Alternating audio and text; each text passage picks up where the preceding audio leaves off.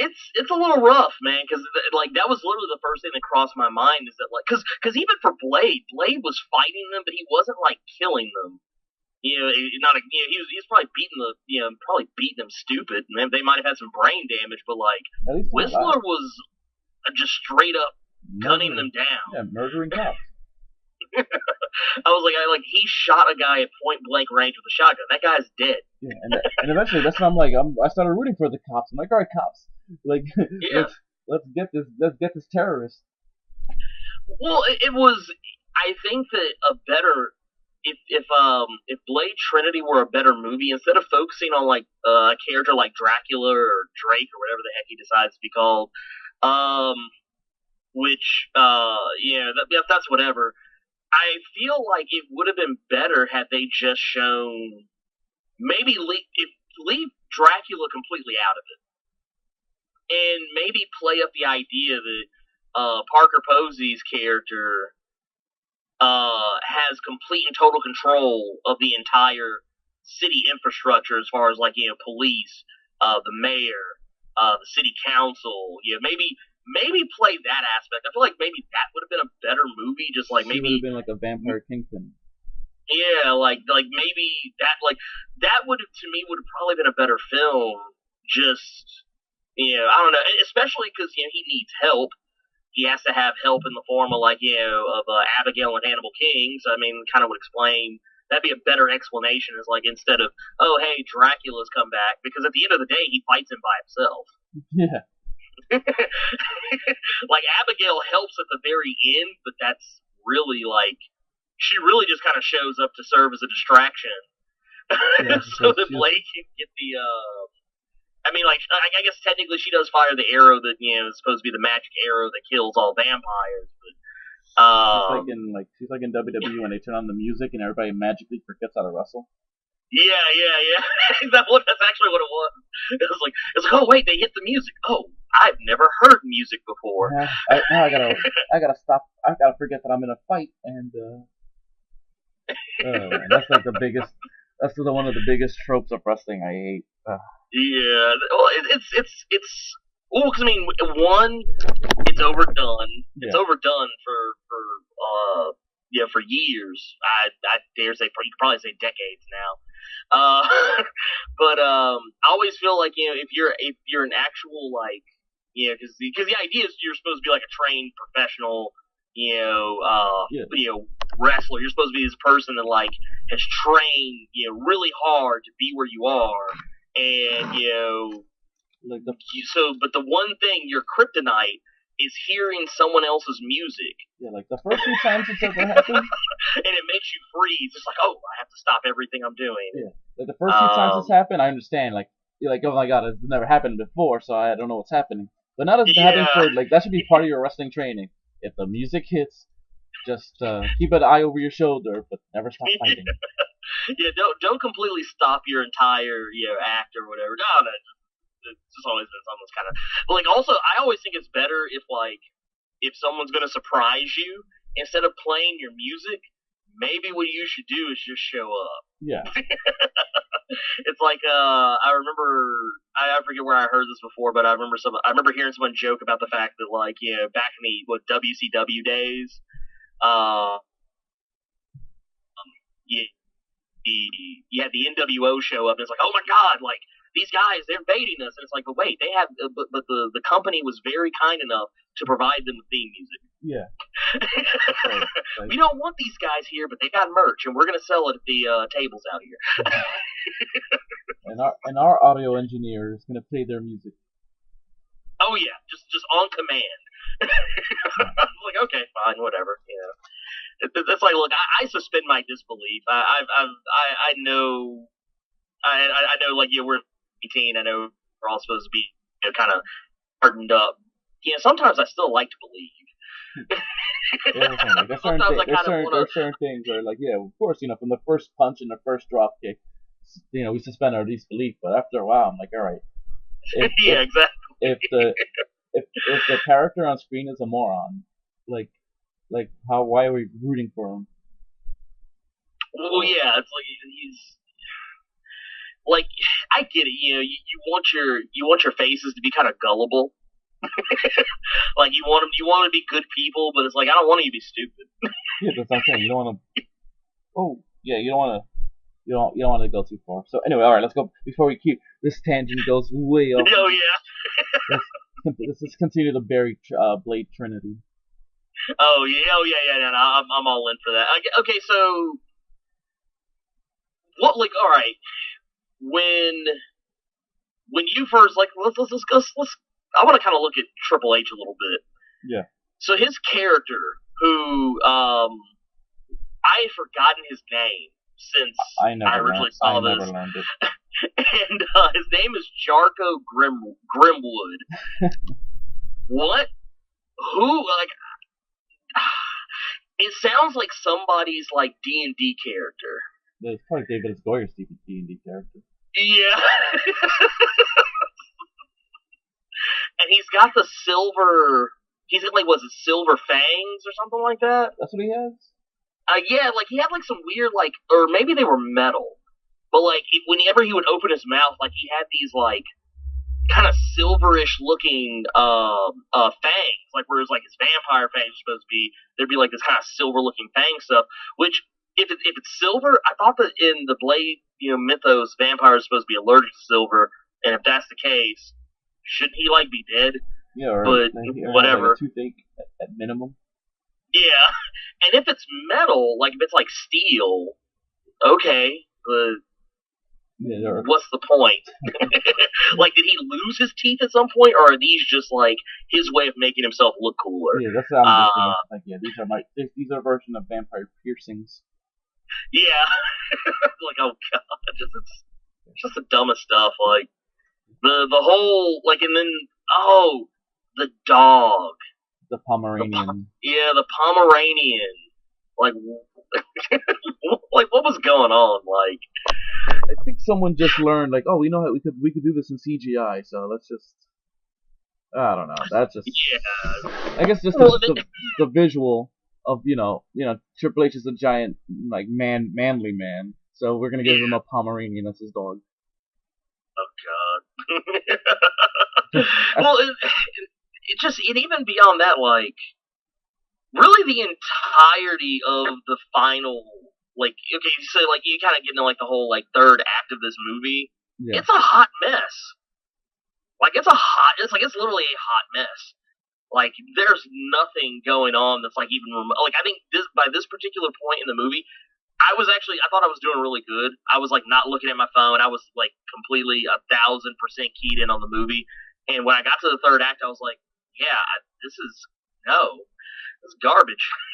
I just started doing other stuff, and like kind of like my attention started wandering off, and I was like, oh, okay, all right. Like there was multiple points where characters were just doing dumb stuff, like things that made absolutely no sense were happening. Like it's like why is Dracula doing this? Why would he, why does he even care about Blade? Like, why is he interested? Yeah, because the thing is, at the scene where he kidnaps a baby, he runs away from Blade. Like, why is he running? Yeah, it's like you're supposed to be the big bad vampire. I don't know. And it's even made they kind of imply that Blade should not even be able to beat him. Yeah, like it should be like something, but yeah, he's running. But I think I'm just gonna have two more gripes left. One is I'm gonna put it on Instagram. There's one part where like they're all fighting at the end, just like you're saying, the hot mess. And there's a vampire that jumps, and Jessica Biel, I think it's Jessica Biel, like shoots him with the arrow. Yeah. But if you watch him jumping, imagine her not doing anything. What is he doing? He's literally just doing like a swanton to the floor. Like if she didn't do anything, he would have just fell to his death anyway. Oh my god, yeah, I forgot about that. Yeah, it's oh my god. And, another beef I had is all right, let's just suspend disbelief, right? Like like Wesley Snipes is a bounty hunter, Ryan Reynolds is a bounty hunter, Jessica Biel is a bounty hunter. At one point they're in the back of a car and she puts on headphones and she's like putting on music. If I was Wesley Snipes or Blade, if I was Blade, I would have kicked her out. Like, listen, if we're in a real life combat situation, you need your eyes and your ears. And it says, Right. David S. Goyer, he wants to recreate the Blood Rave again. So he's like, oh, like that. I forgot the song. Everyone has like different names for the song for the Blood Rave. Yeah, I know I know it's new. I know it's a song by New Order. I don't remember the name of it, but Confusion. Yeah, that's exactly what you said. It's the Blood Rave song. Yeah, so that's how we know that's the Blood Rave song. So he just he wants to recreate that. So he's just like, we're gonna put 10 versions of that kind of music, and one of them's gonna have to stick, right? Right? Come on, one of them has to stick. So something has to happen. Oh, it's called Confusion. There you go. Yeah. The more we know. Yeah. Actually, can I tell a funny story about the Blood Rave? Yeah. All right, so my friends here in New York, they have a company called BBQ Films, and they throw parties, the best parties that are movie themed ever. Like they had a Ghostbusters party, and they rented out the actual whatchamacallit, the firehouse. Right. Okay. Yeah. So they had an actual party inside the firehouse, and it was just everything is just like walking into the movie. They had a Back to the Future under the sea or whatever, the Back to the Future prom, like where. Yeah. So they literally recreated that. They had a Ninja Turtles party, and they turned a warehouse into the Foot Clan lair. So they decided, we're gonna do Blade, and they were doing the Blood Rave. They got the Crystal Method, and during the party, they had actors redoing the scenes like on stage, and they had like a fake Blade, and at the end of the night, we all got drenched in blood. So they figured a way for it to like rain blood on top of the crowd. It was amazing. And my favorite, this is the stupidest thing ever on my part, is end of the party, the guy who's cosplaying as Blade, the actor they hired, he's going through the crowd and thanking everybody. And when he thanked me, I started marking out. I'm like, oh my god, I can't believe, wow, Blade said thank you. And then as I'm leaving, I'm like, wait a minute. I partied with Wesley Snipes himself and I didn't mark out. How did I mark out for the cosplayer? It's like, but the thing, he got you to believe just for a little bit. Yeah, completely. It's like, thank you, Blade. No, thank you. He kind of gave you that kind of Keanu Reeves kind of thing. It's like, oh, you're breathtaking. It's like, no, you're breathtaking. Oh my god! You know what? I will say this. One thing I did actually think was probably the one moment in this movie that I actually thought was just amazing. Is when they do the reveal that I guess he's like the chief of police is like a familiar. Yeah, and Blade has got him I guess they're at the human harvest center where they're harvesting humans for blood for everybody. I thought the blood thing. And there's a part where Blade's like, hey, tell me what's inside there, and the guy's all like, no, I can't tell you. They'll kill me.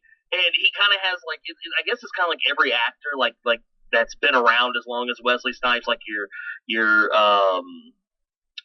Denzel Washingtons, your Christopher Walkens, your Keanu Reeves, so on and so forth. They all have catchphrases or things that they say in a movie, or just things they do in a movie that's kind of like their thing.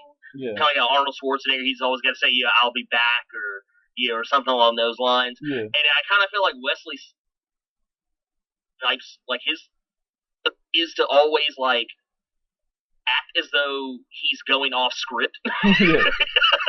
And because he does it in pretty much every Blade movie. But he's like, MF, I'll kill you. Yeah, I pop for that. Oh, they'll kill you, motherfucker! I'll kill you. Yeah, it's like one of those. It's like he does that in just about every. Because he did it in the first movie. I'm pretty sure he did it in the second one. And he did it in this one. He does it in a lot of other movies too, but it's just I just thought it was kind of oh, okay, all right, and that kind of woke me up and got me back into the movie. Yeah. But then I was like, oh, I forgot. Oh, I'm watching Blade Trinity. Never mind. It's like, oh man, oh my god, that was fun for a second. Back to reality. Yeah. Well, and you know what? And I guess I gotta say it too. And I feel like I'm just bagging on Triple H for this. I know it's not his fault. He didn't have anything to do with this, but I always feel like whenever they put a wrestler in a movie, especially back then because it wasn't as common. Yeah. But the the the wrestler had a wrestling move. Oh yeah. In his last scenes, which is kind of funny. I don't know if you caught this or not, but like, if you go back to Blade 2, there's way more wrestling moves in Blade 2, and there are no wrestlers in that movie. Like, characters are dropping elbows, doing like brainbuster suplexes, and all sorts of other craziness. I think Blade put somebody in the jackhammer for like, for I need to rewatch. I need to rewatch that movie. Oh yeah, no, there's a lot of wrestling moves in that movie, but there are no wrestlers. But if you go to Blade Trinity and it's like, oh, we got a wrestler, and they do wrestling moves, but it's like they all come from Triple H. Yeah, no, but it's like they got to do the slow-mo power slam. Yeah, I think it was like a standing suplex at one point. Yeah, it's like, oh man, really? Why are we doing this? It's like, I don't know. That actually makes me groan because then now you're making me like, okay, we got a wrestler. We got to remind everybody we got a wrestler. It's like, yeah, I get it. I totally get it. But it's like, I don't know. It makes me, I guess, because the disconnect that I have, the disconnect I have comes from the fact that like I know wrestling is like a work, but like. So in my mind, when I watch actual wrestling, like that's what I have in my head, and I'm just really enjoying the performances and like the athleticism and the effort it takes to achieve all that stuff. And then when I watch it in a movie, and it's like, hey, we're drawing attention to the fact that we got a wrestler. It's like, okay, so basically, I know this is a movie; it's fake, but now you're just really pointing out even more to me. Exactly. These things are not real. It's like it's just compounding. Yeah. So, it's like, you don't have to remind me that what I'm watching is not real. Like, you don't have to remind me. Let me believe. Yeah, you have to remember that we cast someone in a movie. But alright, so before we do the final solution, do you have any that's a terrible term. The final story, what are your last impressions of this movie? Ooh, man. I'll tell you what. For as much crap as I've talked about it, yeah, it's not as horrible as I remember it. Like, cause I remember walking out of the theater being like, "This is the worst thing I've ever seen." And now, it's not the worst movie I've ever seen, not by a long shot. I've seen far worse, especially even since then. But it's still just not good. Like, it's not anywhere. It's nowhere close to good, and it's such a damper for the franchise because this is the movie they went out on. Yeah, because the first movie was amazing. Second movie was equally, that's debatable which one's better, but both movies are amazing. Then this one was just like, yeah, it happened. Mm-hmm. Yeah, it went out with a whimper. I didn't even think about this before because I just walked out of the theater and post-credit scenes weren't a thing, but there's a post-credit scene after this movie where it's just Blade in his car driving off into the sunset, and I'm just like, okay, alright, that's fine. Yeah, we know we're not going to get another one of these. And, it's one of those, I almost kind of wish that, we just would have forgotten that this, maybe, I know people want to, bring Blade back, but if they do, I would say completely, kind of do like what they do with Halloween, the Halloween franchise, and some of the Terminator movies, how they just ignore part 3. 4. This would be the one I would ignore. Would you? Yeah, Blade Trinity didn't happen. Did not happen. Well, what about the show with Sticky Fingers? The weird thing is, I don't hate that show. Yeah, I'm not gonna lie. For me, the first 2 episodes, I wasn't a fan, but I kept watching, and I felt like it kept getting better. Yeah, no, the show, by the time you get to the season finale, I'm like, okay, let's do this. All right, I'm with you. Yeah, the pilot episode and the second episode are, I'll admit, I almost stopped watching it on the strength of those 2 episodes, but I kept watching it, and I was like, oh, it gets better.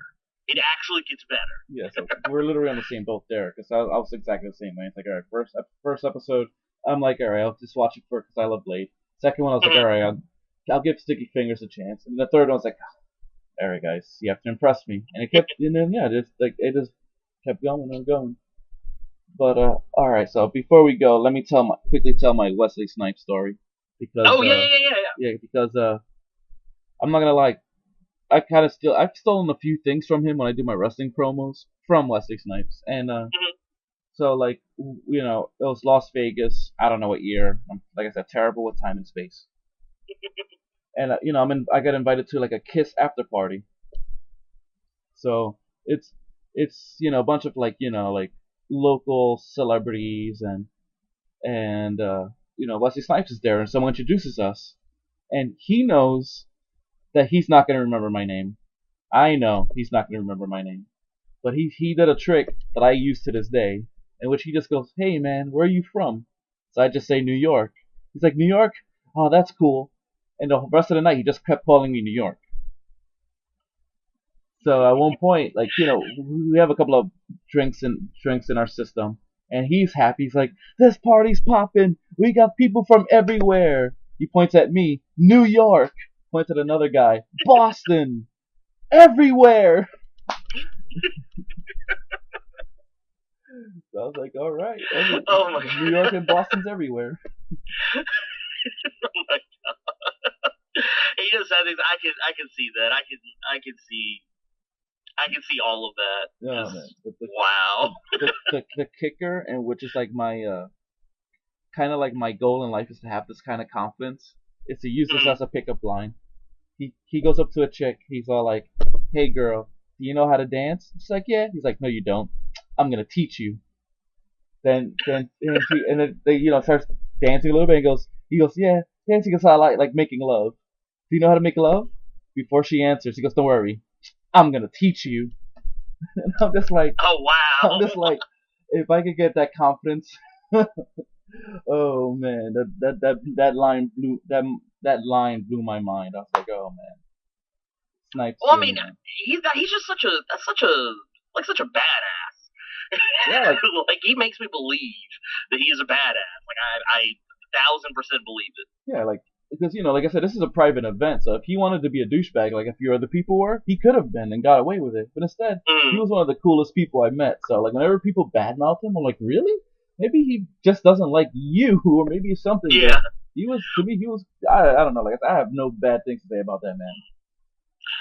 It's kind of piggybacking that is kind of like I was talking about Triple H earlier. Like when people were asking Triple H if Wesley Snipes was like a jerk to him on the set of Blade Trinity, he was like, "Nah, he was cool with me." Yeah, So I don't know. I mean, just it is what it is. But I mean, I think he's honestly everything I always hear about Wesley Snipes. Like Blade Trinity is the only time I've ever heard people say Wesley Snipes is a jerk, and it's really only like maybe two people. yeah, it's Like it's the director who they clearly did not get along, and honestly, the more I learn about David S. Goyer, I kind of get it. um, and then the other one, I don't even really think it's somebody that he didn't get along with. It was just Patton Oswalt just likes telling the story. So I mean, it's like he did. I don't think he even. I think he even said by his own admission, like Wesley Snipes was fine. yeah, he's fine to me, but overall, it was him and Goyer that didn't get it. Yeah. Oh, man. So all right, so I think we're gonna end it on that lovely note. Okay. One more time, where can people find you on social media? Oh, you can find me on Instagram and Facebook at Blerd Without Fear. That's Blerd. Without Fear. You can also find me on Twitter, Blerd minus Fear, and you can of course also you can find me on YouTube. Blerd Without Fear is where I'm the most active. That's where I post all my videos and such. Post videos every Tuesday, Thursday, and I do a stream every Saturday. So there you go. All right. So once again, we got the Blerd Without Fear. Thank you very much for help carrying the show, because normally I'm usually under the weather. And Oh no, I had a great time. I was gonna say thank you for having me on. so we'll keep things going. And like I said, next week's episode.